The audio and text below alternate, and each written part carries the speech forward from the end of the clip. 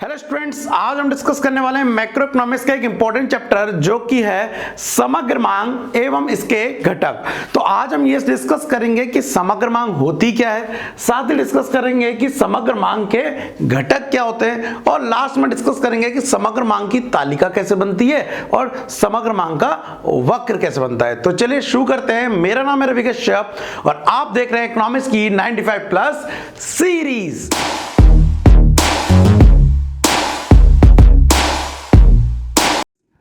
तो बच्चों लोग, जैसे कि आज का टॉपिक सबसे पहले हम डिस्कस करने वाले हैं समग्र मांग के बारे में कि समग्र मांग क्या होता है और ये किस तरह से अलग है कुल मांग से। सबसे पहले मैं आपको यही डिस्कस करता हूं। देखो, एक वर्ड है कुल मांग, एक वर्ड है कुल मांग जिसको आप टोटल डिमांड ही बोल सकते हो, टोटल डिमांड, ठीक है।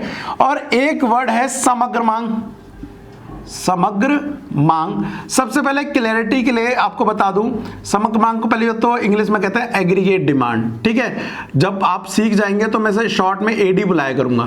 किसको? समग्र मांग को, मतलब एडी, एग्रीगेट डिमांड। सबसे पहले आप ये समझ लीजिए, समग्र मांग इज नॉट इक्वल टू कुल मांग। समग्र मांग और कुल मांग का मतलब एक नहीं होता। कैसे?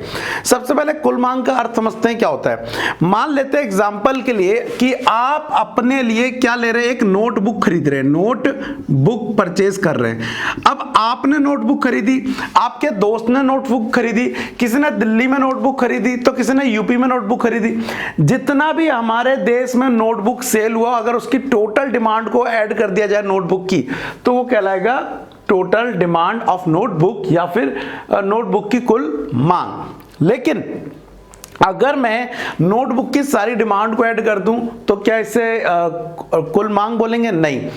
ये यहां पर नोटबुक की टोटल डिमांड को, हाँ, कुल डिमांड तो बोलेंगे, बोले तो कुल मांग तो बोलेंगे, लेकिन उसको समग्र मांग नहीं बोलेंगे। क्यों नहीं बोलेंगे? समग्र मांग में सब आ जाता है। मैंने क्या बोला? समग्र मांग में सब आ जाता है। सब का मतलब मेरे पास बुक रखी है, मेरे पास कैमरा रखा, मेरे पास बोर्ड है, मेरे पास मार्कर है, मेरे पास नोटबुक है, मेरे पास ट्राइपॉड है, मेरे पास लाइट है, फैन है, कंप्यूटर्स है।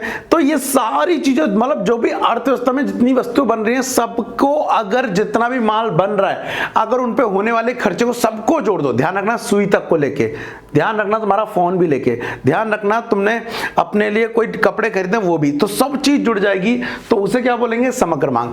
इसका मतलब हो गया कुल मांग में किसी एक वस्तु के कुल मांग को जोड़ा जाता है, टोटल जोड़ा जाता है, लेकिन समग्र मांग में सबको जोड़ दिया जाता है, ठीक है।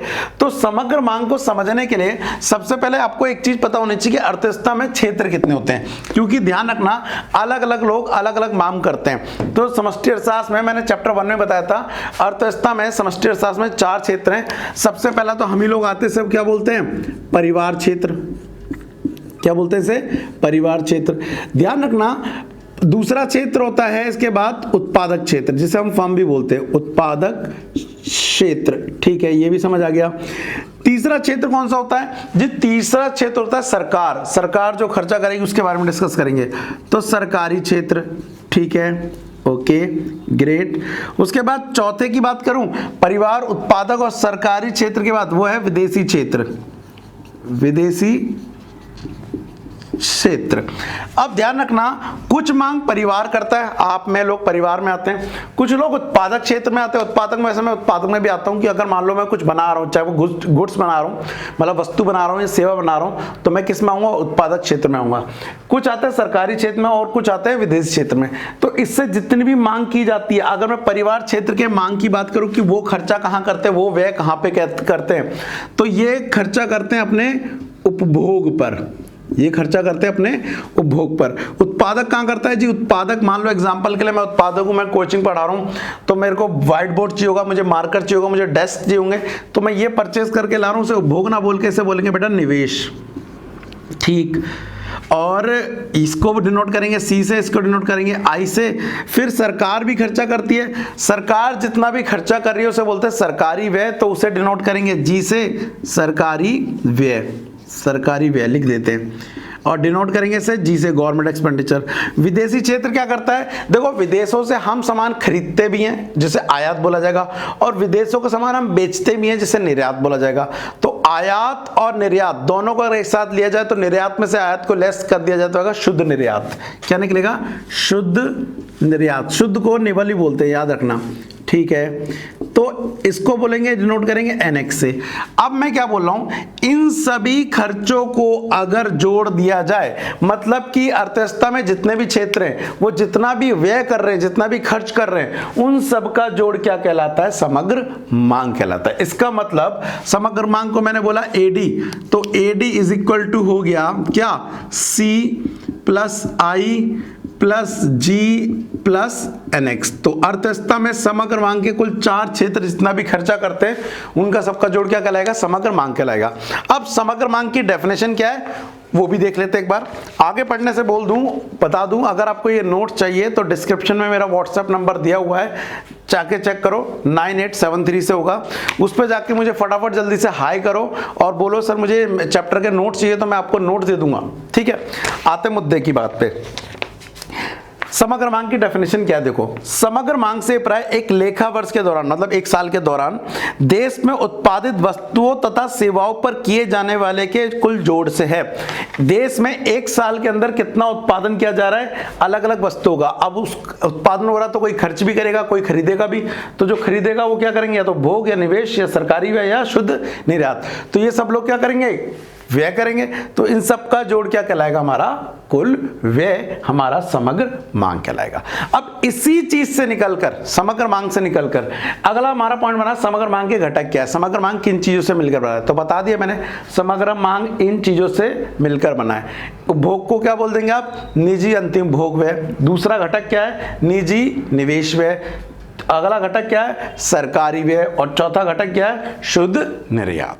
आप समझते हैं कि चलो हमें समझ आ गया समग्र मांग क्या होती है, हमें समझ आ गया समग्र मांग के घटक क्या होते हैं, और हमें यह भी समझ आ गया कि कुल मांग समग्र मांग के बराबर नहीं होती। कुल मांग किसी एक प्रोडक्ट की होती है, समग्र मांग में सारे प्रोडक्ट आ जाते हैं।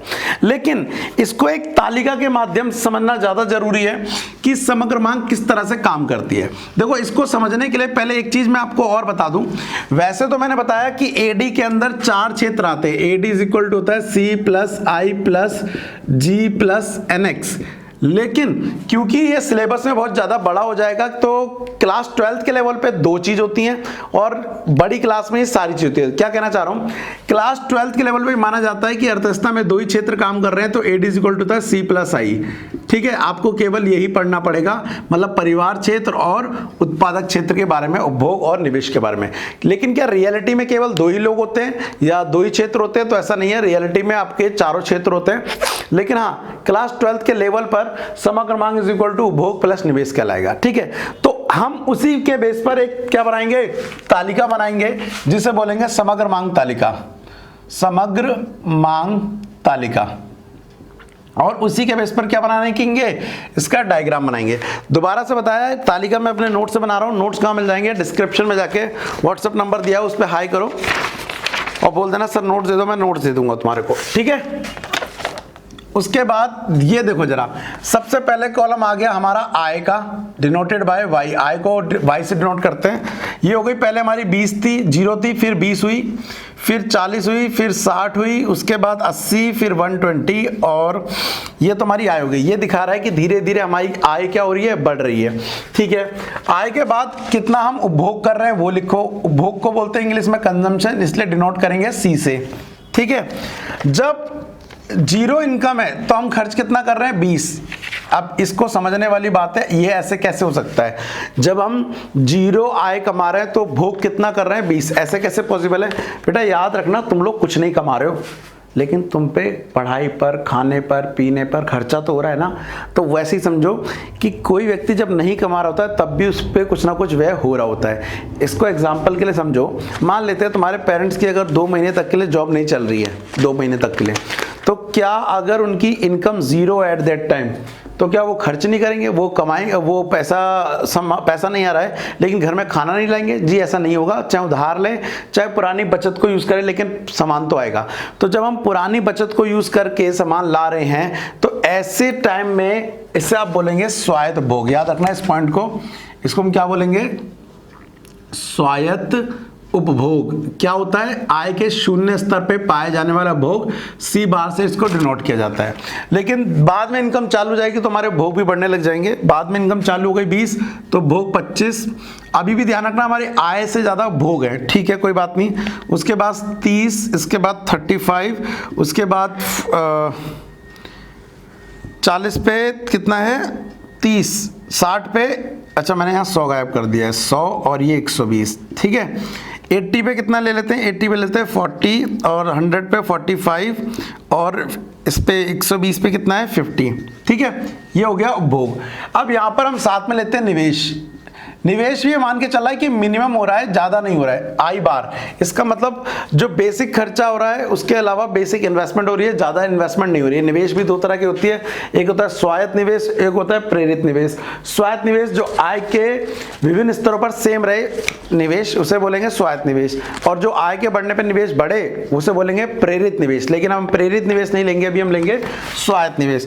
तो ये मान के चलते हैं स्वायत्त निवेश अभी फिक्स है 10 10 10 10 10 और 10। अब मैंने क्या बताया आपको, एडी का फॉर्मूला तो होता है C प्लस आई प्लस जी प्लस NX, है ना। लेकिन क्योंकि सिलेबस का छोटा करना है तो इसमें से इनको डिलीट कर दिया गया। तो अभी आपके सिलेबस में आपको क्या पढ़ना है, AD इज इक्वल टू क्या होता है C प्लस आई। तो this is our C, this is our I, हम क्या निकालेंगे इससे AD निकालेंगे। कैसे निकलेगा, C प्लस आई। AD का मतलब क्या होता है, समग्र मांग होती है, ठीक है। 20 और 10 कितना हो गया 30, 25 और 10 कितना हो गया 35, ये कितना हो गया 40, 35 10 कितना हो गया 45, 40 10 कितना हो गया 50, 55 और ये कितना हो गया 60। आप नोटिस कर रहे हैं जैसे इवन इनकम के जीरो लेवल पे कुछ ना कुछ एडी है, इसका मतलब एडी कभी जीरो नहीं हो सकता क्योंकि उपभोग कुछ ना कुछ है, तो इसका मतलब एडी कभी जीरो नहीं हो सकता। ये तो हो गई हमारी क्या, समग्र मांग तालिका। अब इस समग्र मांग तालिका को अगर मैं इसका डायग्राम बनाऊं, जरा ध्यान से देखना, तो यहां पर हम इसका डायग्राम बना रहे हैं। आप चाहें तो नंबर वाइज ले सकते हैं। समग्र मांग को यहां पे डिनोट करेंगे, समग्र मांग डिनोटेड बाय एडी, और आय जो है वो हम इसको यहां पे डिनोट करेंगे, डिनोटेड बाय वाई, 0। आय दिखा सकते हैं आप, 0 से 20 थी, 40 हुई, 60 हुई, 80 हुई, 100 हुई, 120 हुई। उसके बाद यहां पर अगर एडी का लेना चाहते हैं आप तो आप दिखा सकते हैं कितना कितना, एग्जाम्पल के लिए 10, 20, 30, ठीक है, 40, 50, 60, 70। अब जरा ध्यान से देखिए, जब इनकम शून्य है उस टाइम पे एडी कितना है 30 है, तो शून्य पे एडी 30 है, मतलब एडी चालू ही ऊपर से होगा। ये जो इतना गैप आ गया ना, ये किसको दिखा रहा है, ये स्वायत्त भोग को, ये कह लीजिए आप एक तरह से समग्र मांग को ही बोल सकते हो जो शून्य स्तर पाई जा रही है। उसके बाद 20 पे कितना है देखो 35, चलो लगा दो 20 पे 35। फिर 40 पे कितना है जी, 40 पे है 40, ठीक है, 40 पे 40 है ना, ठीक, 40 पे 40। तो आपका अगर मैं डायग्राम बोलूं लगभग तो ये बनेगा मोटा मोटा, अगर मैं इसको बनाने की ड्रॉ करूं तो एडी हमेशा याद रखना 0 से कभी चालू नहीं होगा, वो ऊपर से चालू होगा। इसके बाद एक और डायग्राम हम बनाएंगे यहाँ पर, किस चीज का, समग्र मांग बनाना है, ऐसे समग्र पूर्ति आएगी। समग्र पूर्ति मतलब आय होता है, और आय 0 से प्रारंभ हो सकती है। क्या कह रहा हूं, आय 0 से चालू हो सकती है। तो एक चीज याद रखिएगा, यहाँ पर ये हमारी एएस बाद में जाएगी, अभी नहीं, हम अगली पार्ट में पढ़ेंगे इसको। और जहां पर एडी बराबर हो जाएगा एएस के, उसे हम संतुलन बिंदु भी बोलते हैं। ये अभी आगे की कहानी है, लेकिन अभी आप समझिए।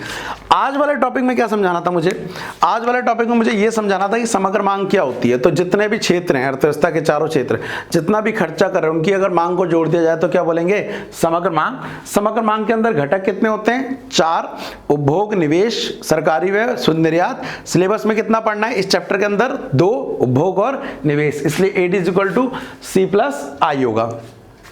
समग्र मांग वक्र की तालिका ये हो गई, आप बना सकते हैं, और इस तालिका से डायग्राम समग्र मांग ये होता है। इसमें ध्यान रखना समग्र मांग कभी भी 0 से चालू ना होकर थोड़ा सा ऊपर से ही चालू होगी, और इसके अंदर सबसे बड़ा कारण होता है क्या, स्वायत्त भोग। स्वायत्त भोग क्या होता है कि जब आय 0 हो तो उस टाइम पे C0 नहीं होता है, क्योंकि आय के शून्य स्तर पर हमेशा कुछ ना कुछ बंदा खर्च करता ही करता है। जैसे आप करें, मैंने बताया, तो उसे हम बोलते हैं स्वायत्त उपभोग, इंग्लिश में से ऑटोनोमस कंजम्पशन भी बोलते हैं।